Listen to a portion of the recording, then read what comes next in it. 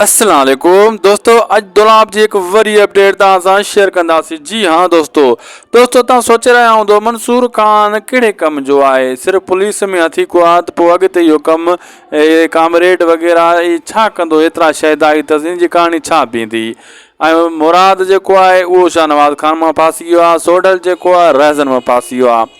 ऐं सभिनी टिनी जी अॼु तव्हांखे मां हिकिड़ी ज़बरदस्त अनोखी अपडेट ज़ाहिर करे ॾेखारियां थो। दोस्त मां तव्हांखे ॿुधाईंदो हलां जेको मंसूर खान आहे, मंसूर खान पंहिंजे हिसाब सां त उहो अथी को थी चुको आहे पुलिस जे हथां, उन खे शाहनवाज़ खान फसाइण वारो आहे।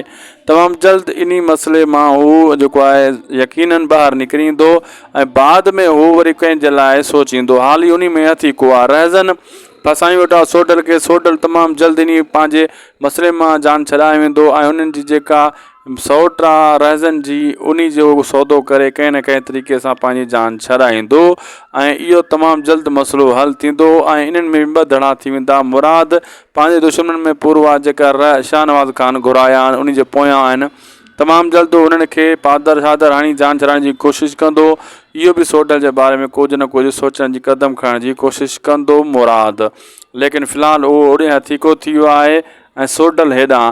हाणे दोस्तों अचण वारे किस्तनि में कंहिंजो बि खून ख़राबो कोन थींदो, सिर्फ़ु इहे कुटको चंबा चाटी या हिक ॿिए खे अगवा करणु ऐं हेरा फेरी हलंदी रहंदी दुलाब ड्रामे में। असांखे ॾींदा इजाज़त, अल्लाह हाफ़िज़।